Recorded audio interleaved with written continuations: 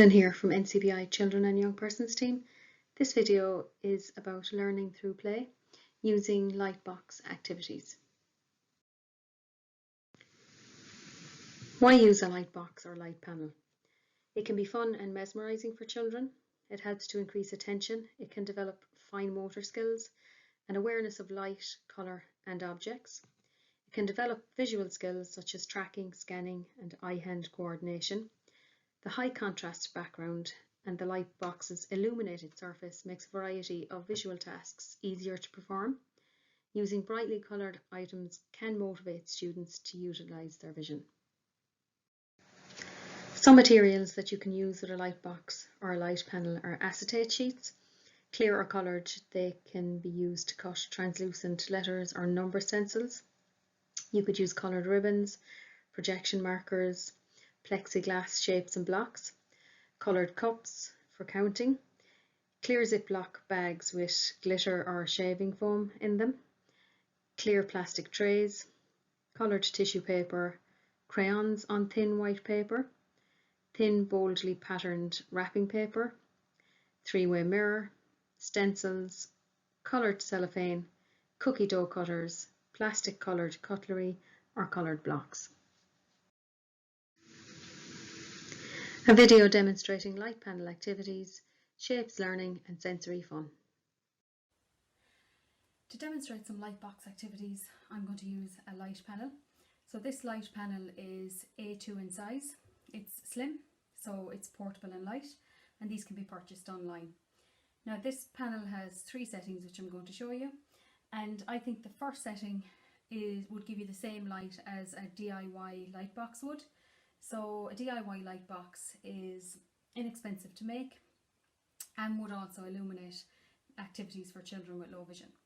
So as you can see already, by putting these translucent blocks and shapes against this contrasting surface, it makes it easier for children to see. And then if you add light, what the light box will do is it will again increase the child's ability to be able to see the objects against the light box or panel. It can also increase attention, and it also encourages children to use their functional vision. So this level of light is similar to what you would get, maybe not as much from a DIY light box, but it would give you the same effect, lighting up the activity. And then this panel has 2 other settings which are really bright, as you can see, and they would illuminate whatever objects that you have on them. And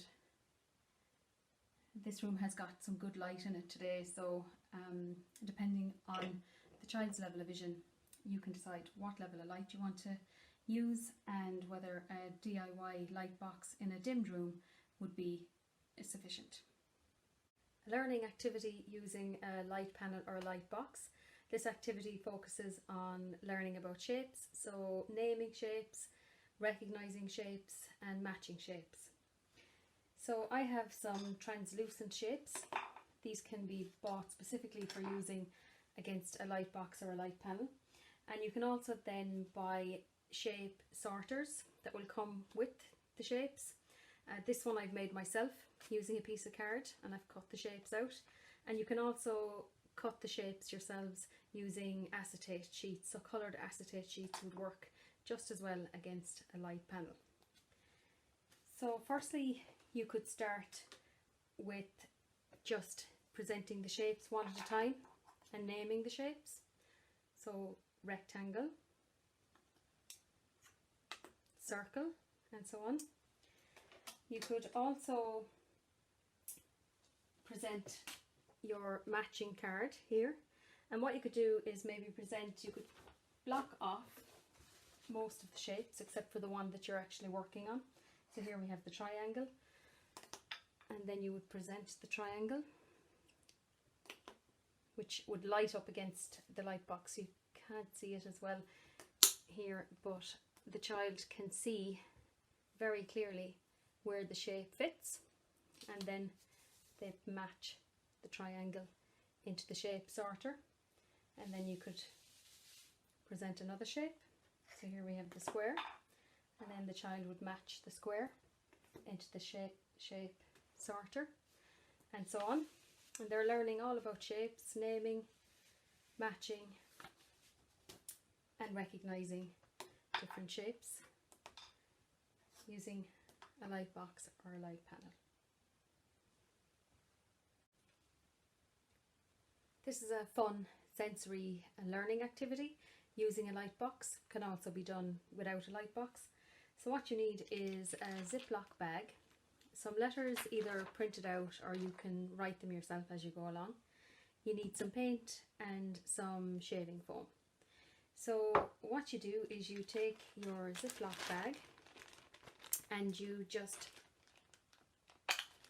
dot a few dots of paint in different parts of the bag. So I'm going to just put a little bit of red and a little bit of green. So I've just put a few dots of colour around the inside of the Ziploc bag, and then I'm going to add some shaving foam.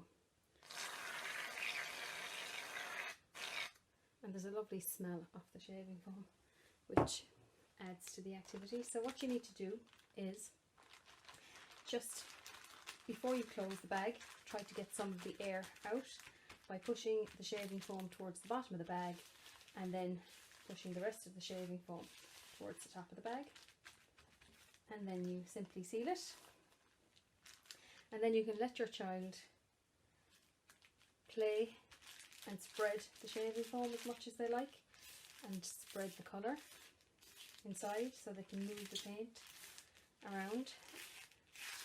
And as you can see, they'll get good feedback from you doing this against a light panel. They'll be able to see the colours as they move, so they can play with this for a little while, spreading the foam and spreading the paint around the bag. And then what you can do is, for the learning part of the activity, is you could get them to outline a shape in the bag. So simply putting their finger through, across and up again with the letter H. The more that the colour is spread around the bag, the better. So you can let them mess and play and move the colour around, and then evenly spread the shaving foam around the bag. And then you can ask them to do letters or shapes. As you can see, you can just about see the H coming out there, which is really fun, and it gives good feedback. And then you could choose a different letter, or they can do shapes through the foam in the bag.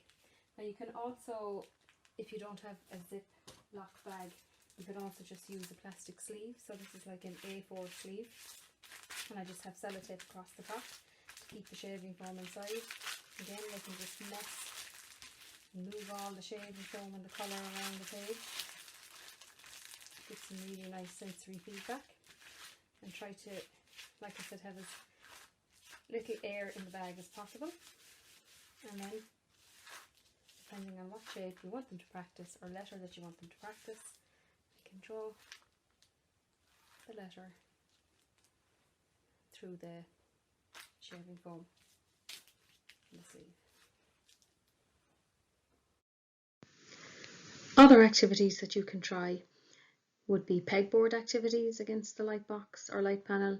You could draw around cookie cutters or stencils, learning with translucent letters and numbers.